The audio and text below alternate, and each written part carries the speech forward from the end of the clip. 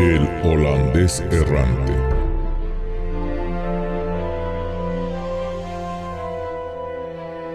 Sé que lo que voy a contarles será difícil de creer.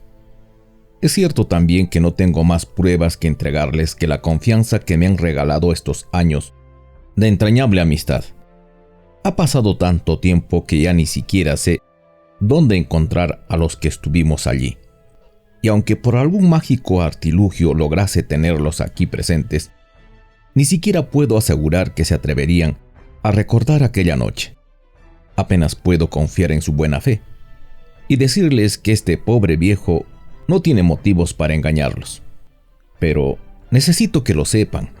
Así entenderán por qué ya no quiero subirme a un barco, o el motivo por el que me provoca escalofríos la luna llena sobre el mar. Tengo que exorcizar de alguna manera aquella noche de espanto de mi memoria y de mi alma.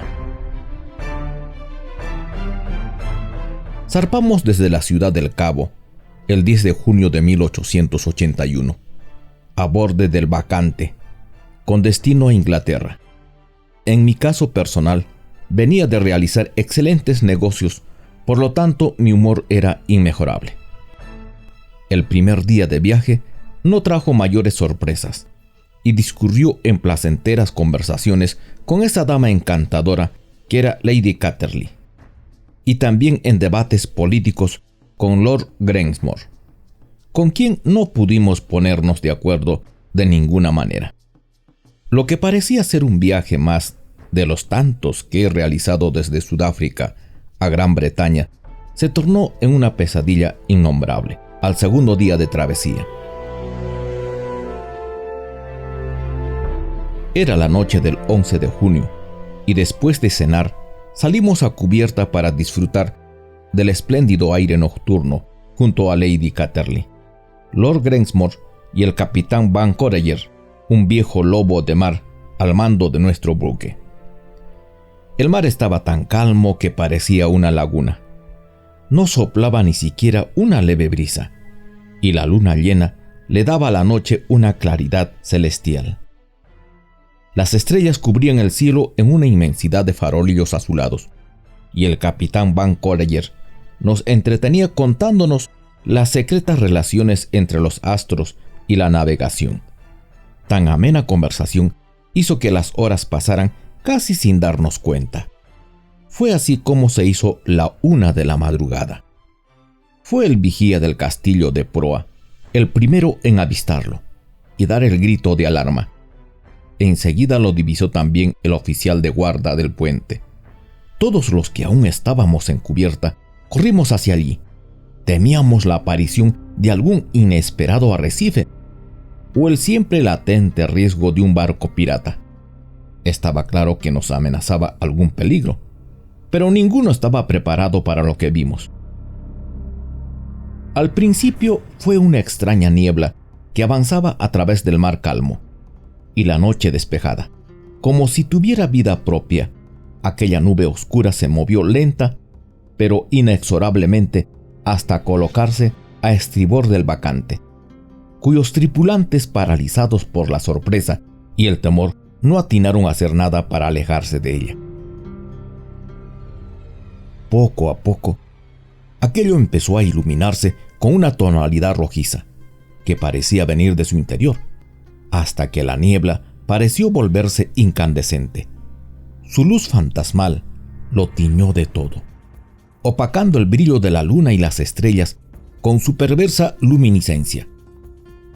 Fue en ese instante lo que parecía humo y luz tomó una forma concreta, física, y entonces, surgido del mismísimo infierno, con su casco y sus mástiles putrefactos enmohecidos cubiertos de algas y de corales, la enigmática niebla se transformó en un barco de pesadilla. Su velamen destrozado, henchido por un viento eterno que jamás dejaba de soplar, impulsaba la nave en un viaje sin fin. Sus maderos ennegrecidos por el tiempo crujían y se quejaban con cada sacudida que el barco daba sobre un mar súbitamente enloquecido. Pero aquella abominación no era lo peor que la noche nos tenía reservada. Para nuestro espanto, divisamos sobre cubierta a sus tripulantes, delgados y más pálidos que la misma luna. Sus cuerpos ya casi no parecían humanos. Sus ojos brillaban con un extraño fulgor amarillento, hundidos en las cuencas de sus rostros cadavéricos.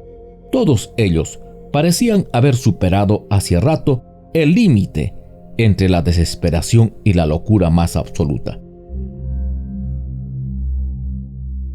Sobrecogidos de espanto y horror, guardábamos el más absoluto de los silencios, y fue así como pudimos escuchar los tétricos sonidos que emitían aquellos tripulantes.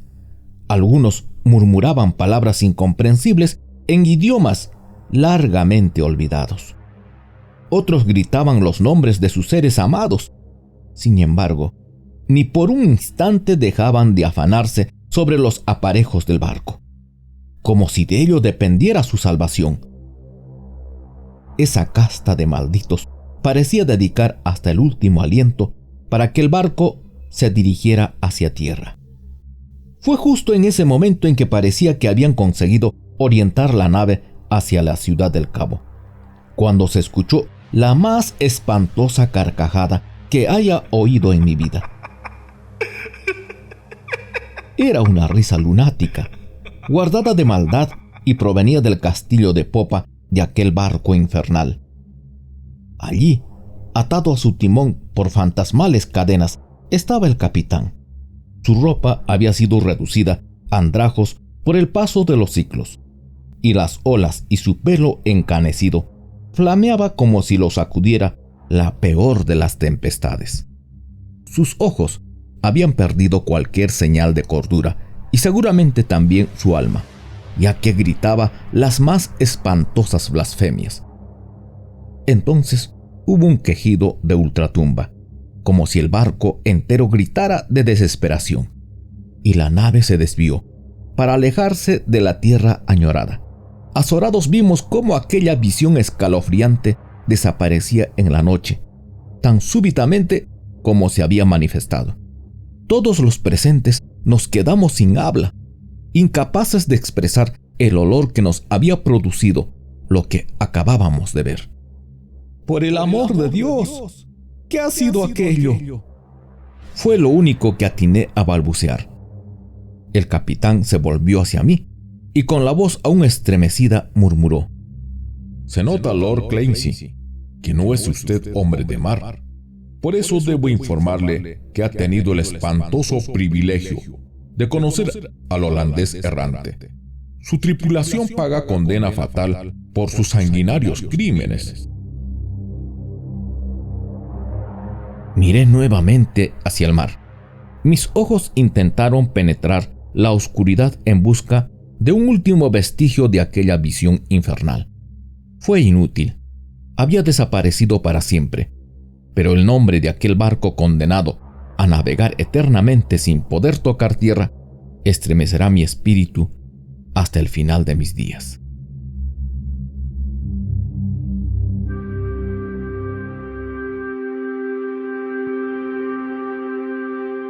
Hace algo más de 500 años existió un hombre devoto del mar llamado Hendrik van der Decken. A este hombre se le encomendó la tarea de comandar un buque conocido como el holandés errante. Cuando el capitán y su tripulación se dirigían a las Indias Orientales desde Ámsterdam con el propósito de hacer fortuna, se vieron atrapados en medio de un desmedido temporal que dañó seriamente la embarcación, haciendo añicos el timón y rasgando las velas. A eso de la medianoche, cerca al Cabo de Buena Esperanza, cuando parecía que había llegado la calma, el canto del viento se convirtió en un grito furioso que golpeó los mástiles y sacudió el buque con tal violencia que la tripulación comenzó a gritarle al capitán: «Debemos regresar. El buque ha recibido mucho daño y nuestras vidas peligran». Pero el capitán van der Decken era muy codicioso y no lo afectaba poner en peligro su vida ni la de los demás, así que respondió de manera desafiante: «El viaje continúa. aunque tenga que surcar los mares hasta el fin de los tiempos.